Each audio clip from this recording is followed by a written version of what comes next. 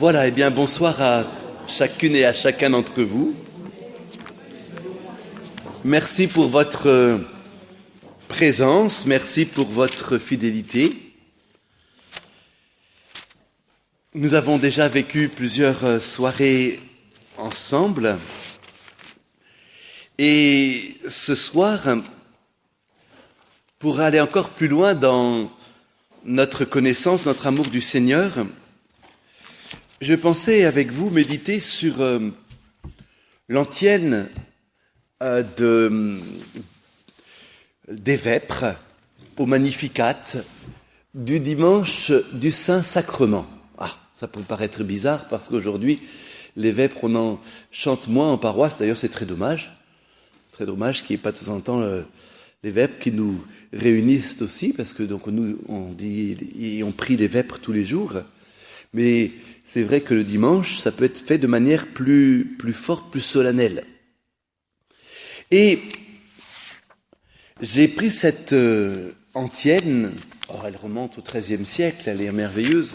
C'est saint Thomas d'Aquin lui-même qui l'a rédigée dans la même veine que le Tantum Ergo, que le Pange Lingua, chante au Malang, etc. Ce que nous avons chanté le jeudi saint. Et le dimanche donc du Saint-Sacrement, si on va à Kergonan, c'est ça qui sera chanté. O sacrum convivium, in quo Christus sumitur, recolitur memoria passionis eius, men simpletur gratia, et future gloriae nobis pignus datus. Bon, on va dire en français, ça va être plus facile, même si en latin c'est plus condensé et plus beau. Au repas, au banquet, un banquet où on mange, au banquet très saint. Premièrement, où le Christ est reçu en nourriture. Vous allez voir, tout est là dans cette antienne. Banquet très saint où le Christ est reçu en nourriture. Deuxièmement, le mémorial de sa passion est célébré. Donc on repense à la passion, on se la remémore, le mémorial de sa passion est célébré. Troisièmement, qui est tout à fait important aussi parce que c'est l'action sur nous, notre âme est comblée de sa grâce. Et quatrième et dernier point, qui nous projette vers le futur, et la gloire à venir nous est déjà donnée.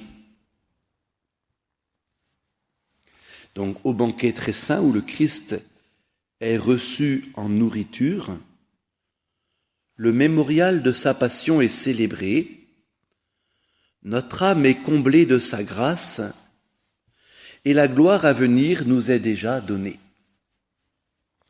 Alors quand je vous dis que cette antienne, cette prière, oui, le mot antienne, vous savez ce que c'est, quand on chante le Magnificat tous les jours, il y a, durant le temps ordinaire, un tout petit verset avant le Magnificat, et pour les fêtes propres, il y a une antienne qui est davantage appropriée à cette fête, c'est-à-dire un petit chant en grégorien assez court. Donc vous voyez, cette prière, quand je dis qu'elle contient tout, il y a d'abord le Christ qui est reçu en nourriture, c'est quoi ? C'est le présent.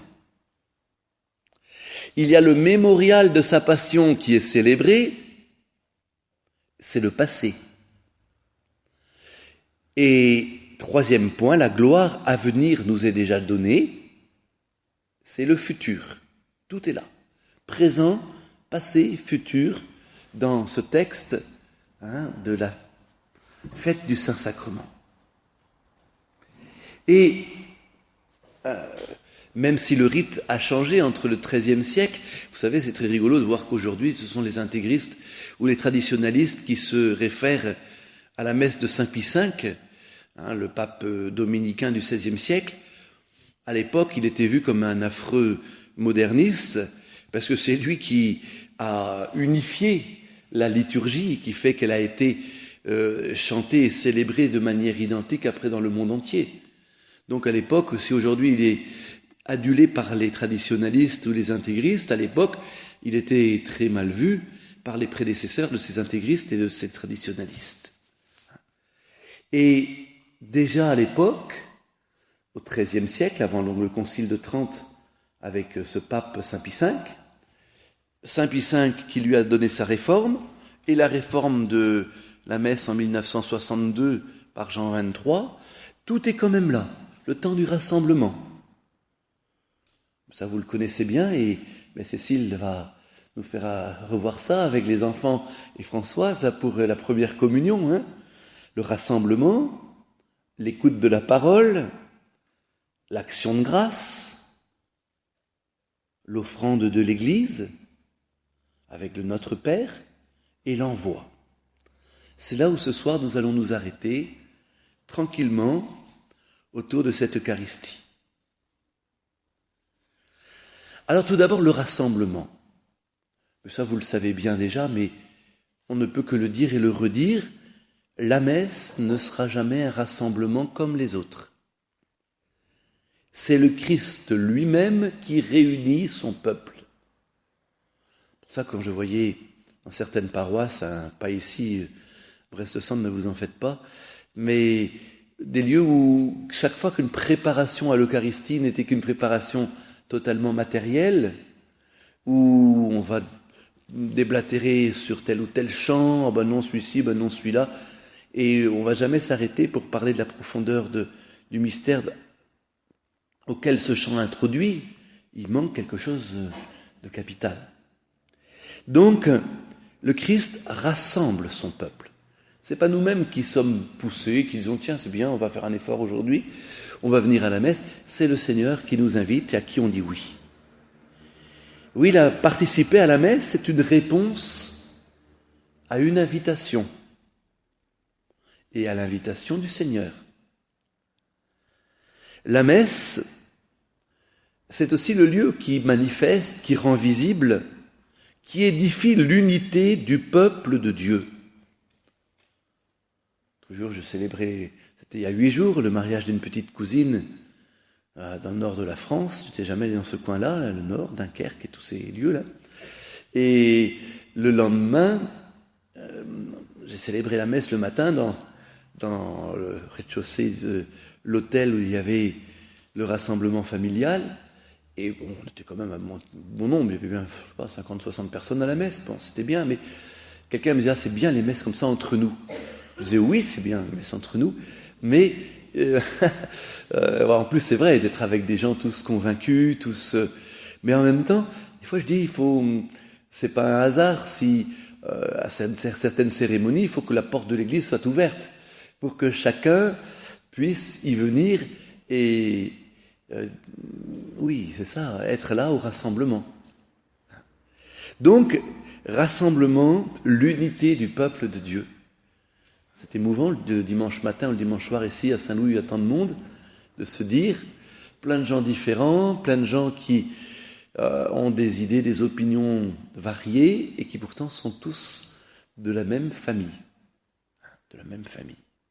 Et donc, enfants de Dieu dispersés par la vie quotidienne, là, il y a ce rassemblement à la messe par le Christ, au nom du Christ. Et c'est l'amour du Christ lui-même qui nous rassemble. Ça, c'est déjà un point. Et s'il y a un rassemblement qui fait que l'unité est matérielle, physique, au cours de la messe, cette unité va s'opérer et se transformer en communion. Ça, j'ai toujours trouvé beau qu'une assemblée, par les chants, par le même cœur, cor unum et anima una, un seul cœur et une seule âme, comme on dit de la première assemblée des chrétiens dans les actes des apôtres. Au cours de la messe, cette unité physique devient une communion. Et d'ailleurs, le baiser de paix, qui a pu agacer, moi je me rappelle que je n'aimais pas trop ça, le signe de la paix, bien en fait c'est quelque chose de profondément symbolique et théologique. Parce que le baiser de paix qui a lieu avant la communion a pour but de manifester cette communion fraternelle. Union, communion, con, vous savez en latin ça veut dire cum, c'est avec. l'union les uns avec les autres. C'est ça la communion aussi. Donc Dieu rassemble son peuple et à nous d'accepter ce rassemblement. Pourquoi est-ce que le Seigneur rassemble son peuple?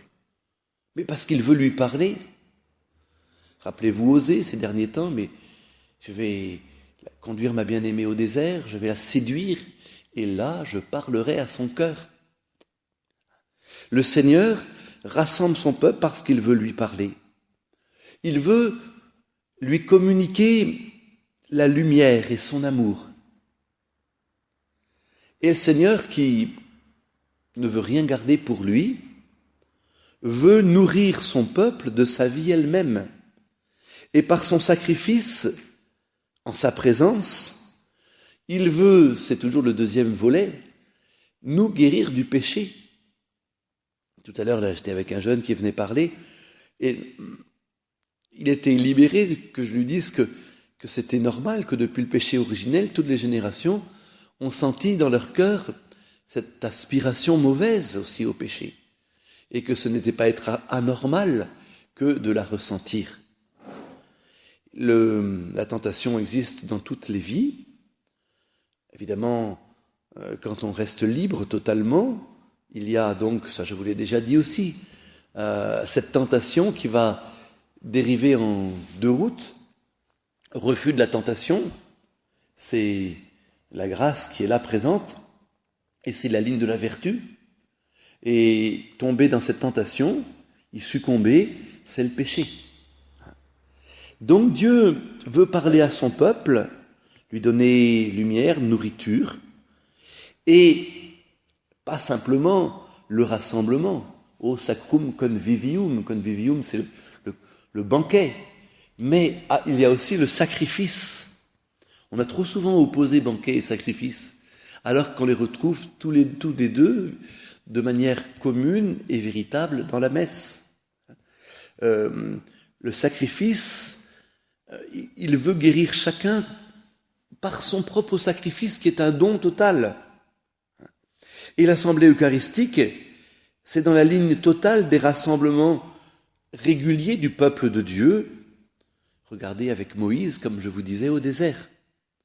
Le Seigneur convoquait son peuple par l'intermédiaire de Moïse, devant la tente dans laquelle Dieu était présent, la tente de la rencontre. Et Moïse leur parlait de la part de Dieu, et ensuite il y avait le sacrifice sur l'autel qui se trouvait devant la tente de la rencontre. L'autre jour, quand on relisait aussi le temple de Jésus qui chasse les marchands du temple, je me redisais, mais oui, mais je relisais, je ne sais plus de quel auteur, qui disait, mais à quel point le temple, là vous voyez, on est bien un lieu de repos, de recueillement. À l'époque, c'était une véritable boucherie qu'il y avait dans le temple. On égorgeait des bœufs, pas des porcs, je crois pas qu'il y en avait, des bœufs, des colombes, des moutons. Alors on imagine les cris, on imagine l'odeur, c'était affreux. Et c'était ça le temple, hein. Ça donne pas trop envie, hein. Voilà. Et donc, voilà, le temps, le lieu du rassemblement. Deuxièmement, l'écoute de la parole. À la messe, la parole de Dieu est proclamée et elle est reçue, nous le savons, tout au long de l'année liturgique. Et la liturgie de la parole, il y a 3 lectures le dimanche. Première, toujours tirée de l'Ancien Testament.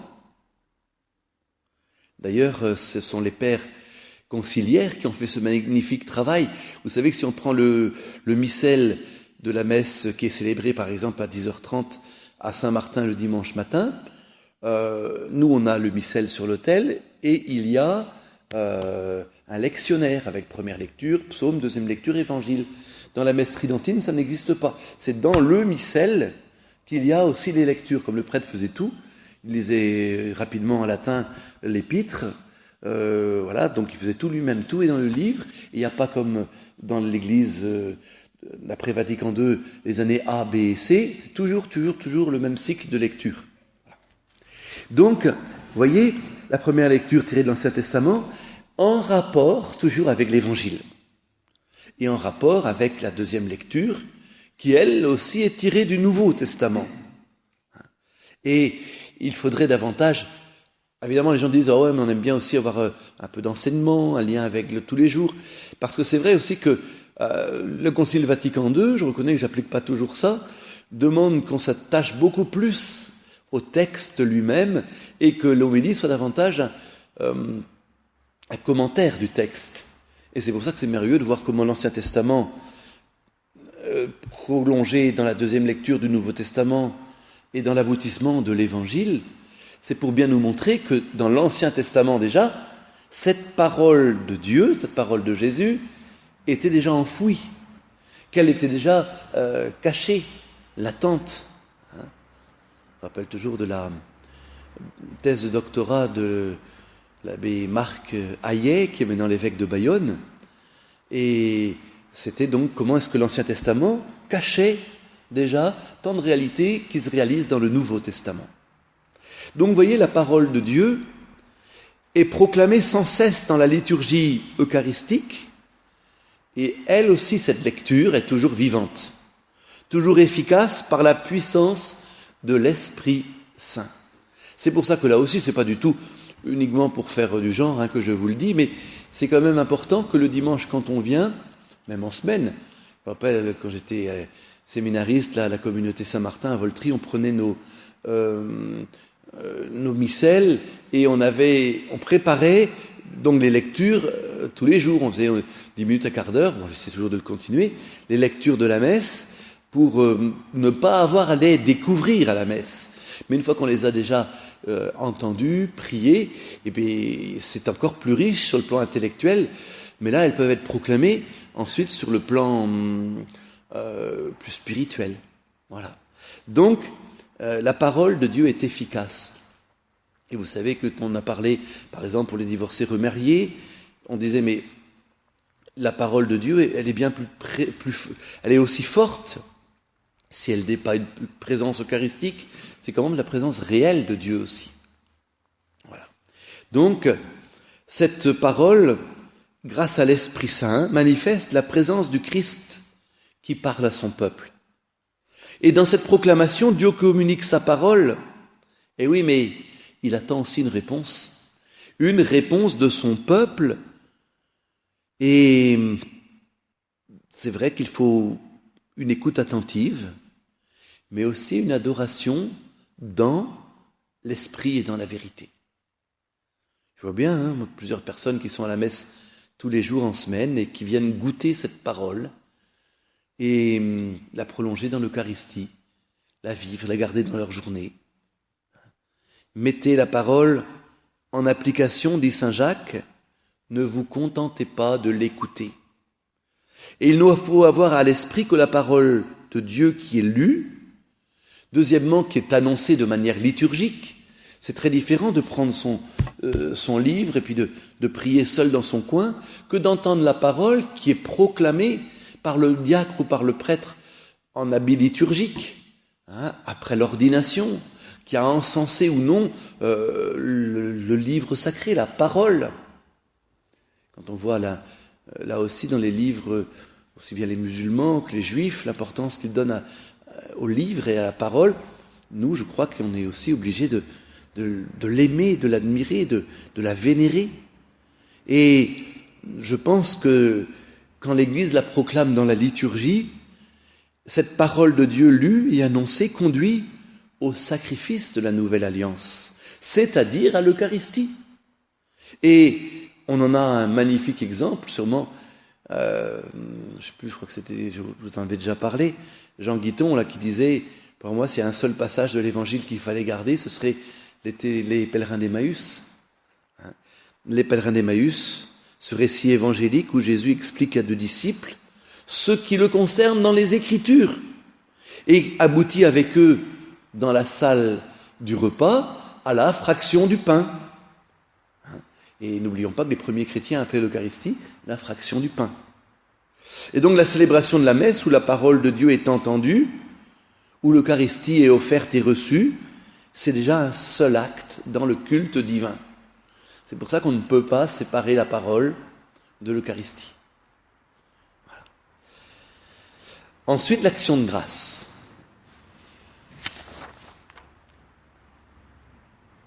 Notre âme est comblée de sa grâce. Mens impletur gratia. Et c'est le cœur même de l'Eucharistie que cette action de grâce. Car dans la liturgie eucharistique, nous célébrons le salut qui est donné par le Seigneur à l'humanité. C'est pour ça que moi, plus je suis admiratif de ce triduum pascal qu'on vit ensemble, avec la scène du Jeudi Saint, où Jésus institue l'Eucharistie. Il rend grâce au Père du don qu'il fait aux hommes. Et toute la vie du Christ a été une action de grâce à son Père, pour son amour pour le monde. Dieu a tant aimé le monde. C'est Saint Jean qui nous dit ça, qu'il a donné le Fils unique. Et Jésus réalise et accomplit totalement ce don en donnant sa vie pour le monde. Et par le sacrifice de lui-même qu'il offre à son Père, comme témoignage d'amour infini, il fait retourner le monde dans l'amour du Père. Vous vous rendez compte comme c'est fort et comme c'est beau, et ça va bien plus loin que puis les petites dissensions, les petites querelles, voilà, ou parfois les grosses aussi. L'Église en a tellement vu déjà, et puis on revient toujours à l'essentiel, et là tout s'arrange. Oui, il rend grâce au Père, Jésus, toujours, pour sa volonté de salut pour les hommes. Et c'est pourquoi il a cette parole si mystérieuse, et si belle aussi, quelques jours avant sa passion et avant sa mort. Père, glorifie ton Fils pour que ton Fils soit glorifié. Et pour Jésus, c'est une gloire de mourir pour le Père. Une gloire. Et l'Eucharistie, c'est l'expression de cette gloire. Elle est consommée et offerte en sacrifice. C'est le Fils de Dieu chaque fois qui s'offre et qui, dans cette gloire, entraîne tous les hommes avec lui vers le Père. C'est pour ça que, je crois que je vous l'ai aussi déjà dit, bien sûr, mais quand on est à l'église, à la messe, qu'arrive le temps du sacrifice de l'Eucharistie, ceci est mon corps, faites ceci en mémoire de moi, qu'on soulève l'hostie, qu'elle est adorée par tous, on est exactement dans la même attitude que Marie et Jean au pied du calvaire, contemplant Jésus mourant sur la croix. Ça, je crois que il faut se dire, d'ailleurs l'histoire de l'Église, quand on dit qu'est-ce que ça aurait été bien de connaître Jésus, de le voir marcher sur la route, de voir son beau visage, voir ses grands yeux, plein d'amour pour les foules qu'il avait devant lui. C'est vrai que ce serait formidable aussi. Mais en même temps, nous, on a tout devant nous. Et quand on est à la messe et qu'on offre le pain, qu'on offre le vin, on est au calvaire. Voilà. L'action de grâce. Quatrièmement, l'offrande de l'Église. Au moment de présenter nos offrandes, nous reconnaissons que tout vient de Dieu. Tu es béni, Dieu de l'univers, toi qui nous donnes ce pain, fruit de la terre, fruit du travail des hommes. Et évidemment, on peut offrir à Dieu que ce qui vient de lui, parce que rien ne vient de nous. Bien sûr, le blé ne pousserait pas s'il n'y avait pas des hommes qui le mettaient en terre, qui avaient d'abord labouré, et qui ensuite sarclaient et le ramassaient. Ça, c'est vrai. Donc notre action est demandée. Mais en même temps, c'est Dieu qui donne. Au moment de présenter nos offrandes, nous voyons que la terre est confiée à l'homme pour qu'il la cultive, pour qu'il la fasse fructifier. Dans le pain et dans le vin que nous présentons, il y a à la fois toute la richesse de la nature du cosmos. Rappelez-vous le livre qui avait été un petit peu contesté à l'époque, mais en même temps si beau, moi je l'ai aimé aussi, l'hymne de la messe sur l'univers, l'hymne de l'univers du Père Teilhard de Chardin. Lui, évidemment, il a cette idée que la grâce peut être des moins importante, parce qu'il dit le point oméga, c'est le Christ. Et de toute façon, tout convergera vers ce point oméga. Moi, j'y crois vraiment que Dieu, évidemment, il nous laisse libres. C'est là où, mais en même temps que tout converge vers ce point plein d'amour qu'est le Christ. Et le cosmos, moi j'ai le prêtre à la petite patène là, entre les mains avec ce petit morceau de pain, c'est pas simplement le travail des hommes de tel ou tel là, qui a fait ce pain, cette farine, des religieuses qui en ont fait une hostie, mais c'est aussi votre vie, notre vie à tous, qui est dans l'hostie. et pour le salut du monde. Quand on sait chacun ce qui vient porter de joie, de tracas, de souffrance intérieure, de déception sur lui, mais c'est pas grave. C'est ça l'humanité qui est belle. Et le Seigneur, plus on lui présente nos misères, plus il va transformer ça, il va pétrir la pâte pour en faire lever une vie éternelle. Oui, c'est vrai, il y a la richesse du cosmos, le travail des hommes présents, le travail de tous les hommes. Le Seigneur, par contre, ne veut pas agir seul.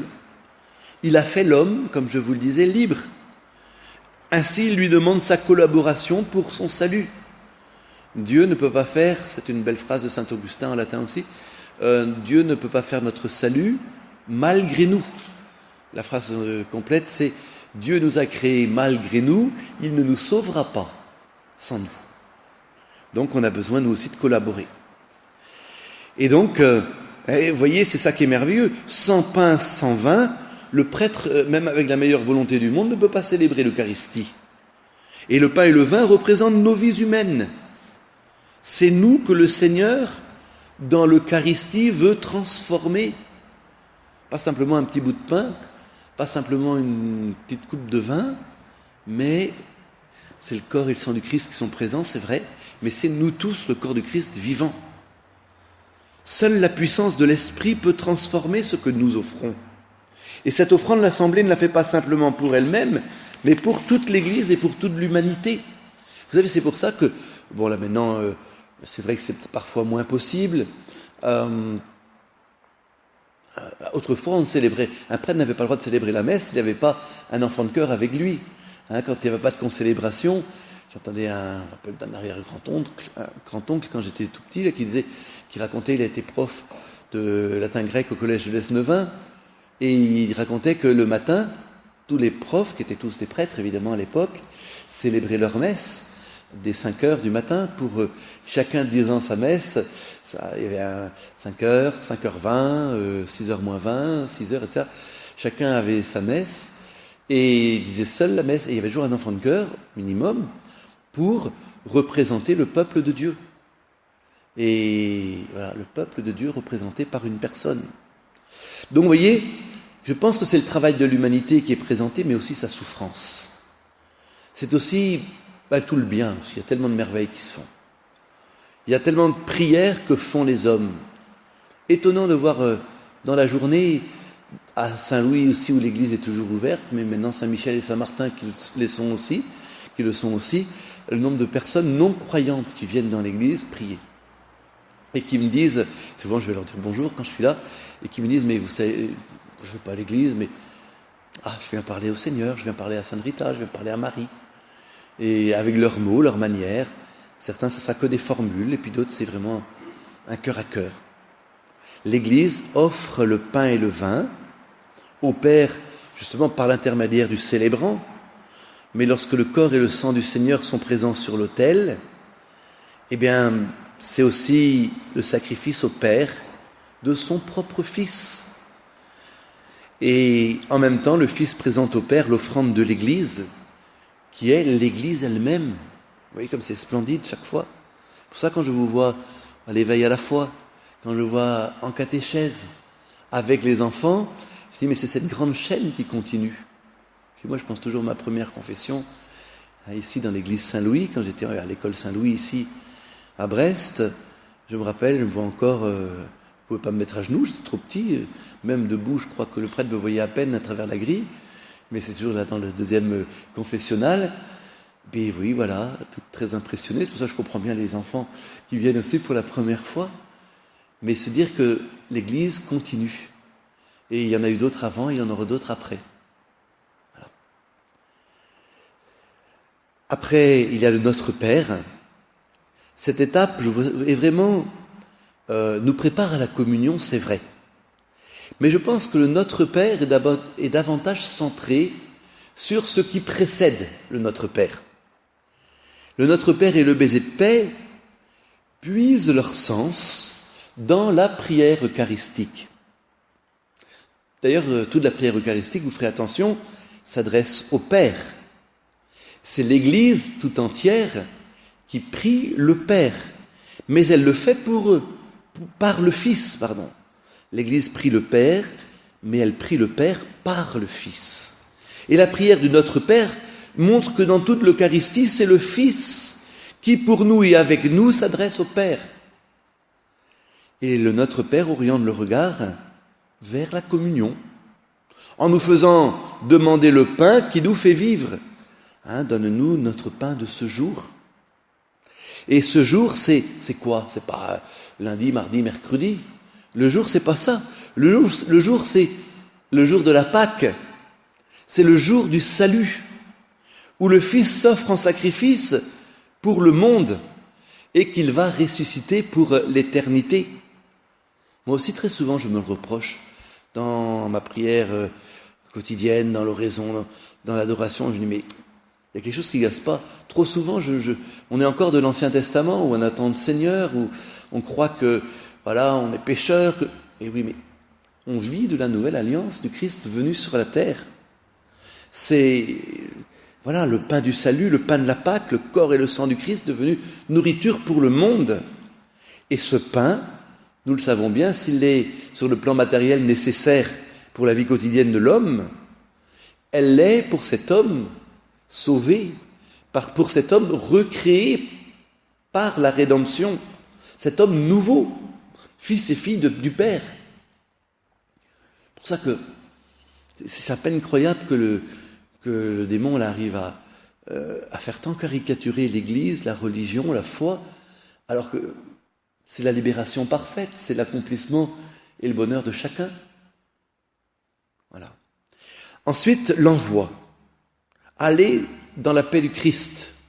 Ite missa est. Alors attention, ça ne veut pas dire la messe est finie, alors maintenant rentrez bien chez vous. Allez dans la paix. La paix du Christ, très bien. Non, c'est pas ça. Ça veut dire allez maintenant vivre de cette Eucharistie que vous avez reçue. Vous avez reçu cette Eucharistie, allez la vivre dans le monde où vous habitez, dont vous êtes les citoyens. Vivez de manière à faire connaître aux hommes l'amour dont vous êtes aimés de Dieu et dont vous vous sentez aimés de Dieu. Aller dans la paix du Christ, ite missa est, c'est un envoi en mission. Et ce n'est pas une invitation à vivre tranquillement dans la paix, non. Les lieux ordinaires de la vie doivent être influencés par, j'allais dire, les grâces eucharistiques reçues du premier jour de la semaine, d'abord le dimanche, reçu le jour, le Kyriake Emera, comme on dit les Grecs, le jour du Seigneur. Pour ça que là aussi, ça a tout un sens, quand on dit que le dimanche est un jour où on doit s'arrêter pour prier le Seigneur, pour consacrer notre vie. Ce matin, j'avais une petite maman là qui tient un commerce, qui dit que c'est très dur, elle a tout et pour tout, du 1er janvier au 31 décembre, elle dit, bon, j'ai 15 jours de vacances dans l'année, pas un de plus, pas un de moins. Et le dimanche matin, évidemment, je suis quoi? Qu'est-ce que je fais? Il faut faire le ménage, il faut faire la lessive, etc. C'est vrai. Et je dis, mais est-ce que vous essayez quand même de prendre un temps d'arrêt? Et depuis qu'elle le fait, en tout cas, sa vie a changé. Voilà. Le moment de sanctification. Et donc, voyez, ce premier jour de la semaine, qui est inauguré par la mort et la résurrection du Christ, tout cela vient ensuite s'inscrire dans la vie quotidienne. Il y en a qui au début ne viennent à la messe, déjà le dimanche c'est une belle chose, et qui font un grand effort, des fois à cause de leur travail, pour venir à la messe en semaine. Ça paraît une chose normale pour beaucoup, et même pour des jeunes, mais c'est très beau, c'est une vraie nourriture aussi. Et ce temps nouveau doit s'inscrire dans la vie quotidienne des hommes.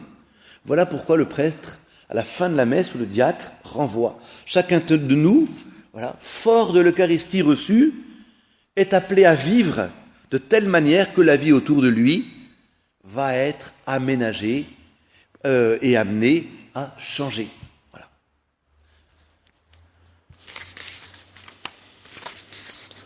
Bon, il y a encore beaucoup de choses à dire, mais je crois que je vais m'arrêter là. Il y avait juste quelque chose que je voulais quand même revoir avec vous. Bien sûr, le sacrifice du Christ qui introduit réellement les hommes dans la communion avec Dieu. Mais moi, ce que je voulais surtout voir avec vous, vous redire, même si on va seulement survoler, c'est comment l'Eucharistie est signe et source de la transformation chrétienne de l'existence.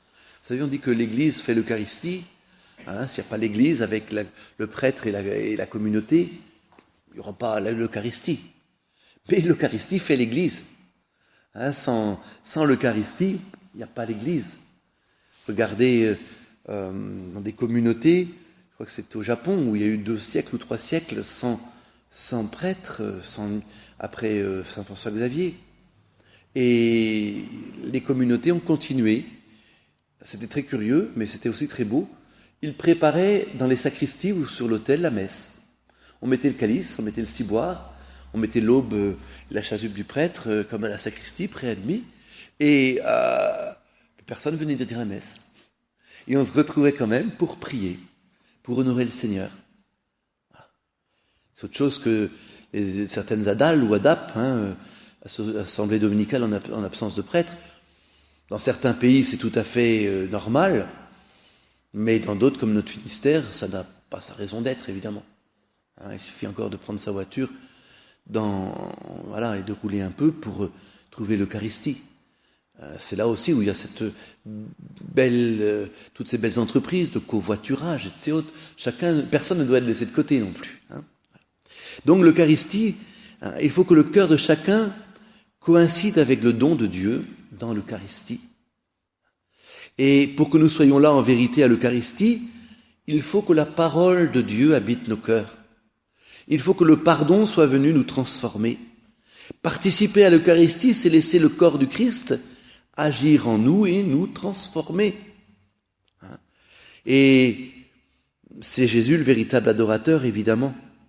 Mais sur terre, le véritable adorateur, ça va être celui qui se met à suivre le Christ. Et quelqu'un, même si on en a déjà parlé, on ne peut pas ne pas quand même évoquer Marie, qui a une place privilégiée dans le mystère de l'Eucharistie. C'est pour ça qu'il y a eu un temps, au moment du Concile d'ailleurs, je crois, où ça avait été un petit peu critiqué, voire ridiculisé, de prier le chapelet devant le Saint-Sacrement. En disant, pourquoi prier Marie alors que c'est Jésus qui est présent dans le Saint-Sacrement? Ah oui, mais à Jésus par Marie. Et d'ailleurs, on ne peut pas se mettre les uns à la place des autres. Beaucoup de personnes, justement, cette prière à Marie les conduit vers le Seigneur. Donc Marie est le modèle de l'attitude que doivent avoir ceux qui participent à l'Eucharistie. J'ai bien sûr l'habitude de dire que lorsque le Christ monte à l'autel pour célébrer le Saint-Sacrifice, Marie se tient là. Marie est là à côté de l'autel, car l'autel représente, la croix représente le tombeau. C'est pour ça que les autels sont en forme de tombeau. Marie est là, au pied de la croix. Marie est là, même si je pense toujours à l'institution de l'Eucharistie, les 12. Moi, j'ai toujours envie de croire que Marie était là aussi et que Jésus a communié sa mère. Tout le symbole, là aussi, du pape François qui veut dire la messe au Cénacle à Jérusalem, la semaine prochaine. Bon, on sait évidemment, je ne sais pas si vous êtes allé à Jérusalem, moi ça m'est arrivé qu'une fois, c'était il y a déjà 13 ans, c'était pour mes 10 ans de sacerdoce. C'était merveilleux, quoi. Et je vois encore en bas, là, il y a du Cénacle, il y a le tombeau vide, le cénotaphe, tombeau vide de David. Et donc c'est un des lieux les plus saints pour les Juifs.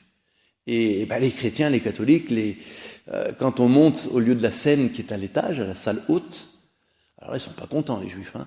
On m'a fait insulter parce qu'on était catholiques et qu'on représentait, notre présence de, je sais pas quoi, moi, elle faisait un déshonneur à ce lieu, etc.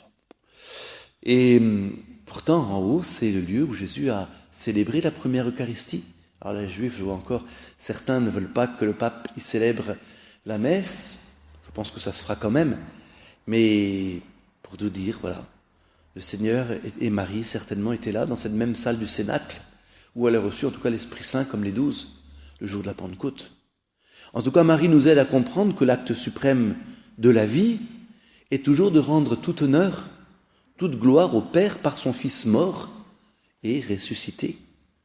On pourrait parler de Lourdes, où Marie a demandé par l'intermédiaire de Bernadette qu'on vienne à la grotte en procession. Elle a aussi demandé qu'on construise une chapelle où sera célébrée la messe. C'est comme si Marie conduit tous les jours les pèlerins à l'Eucharistie.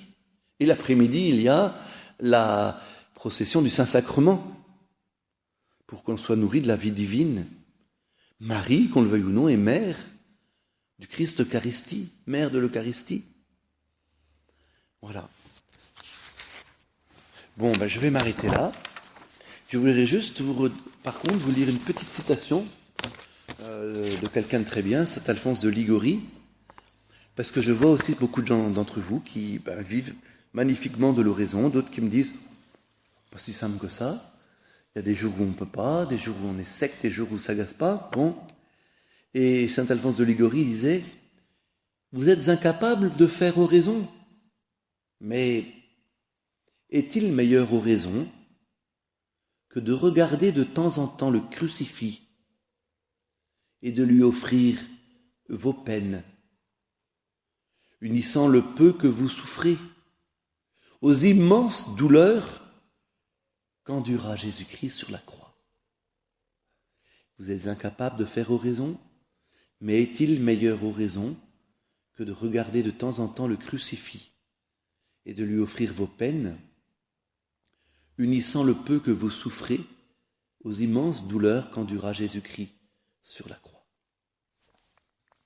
J'avais aussi préparé un papier, je le photocopierai, même je peux le photocopier tout à l'heure et je vais vous le donner à la fin, sur l'oraison prière, tout simplement, la préparation, le corps de l'oraison et la prière et la conclusion, toujours. Tous les amours qu'on peut porter au Seigneur. Et là, peut-être dans notre méditation sur l'Eucharistie, amour d'admiration, amour d'adoration, amour de réjouissance, amour de louange et de félicitations, amour de désir de Dieu, amour de regret, amour de sens du dévouement envers Dieu. Voilà. Tout cela, c'est ce que nous allons maintenant vivre dans ce temps de prière silencieuse, nourrie de cette méditation sur l'Eucharistie.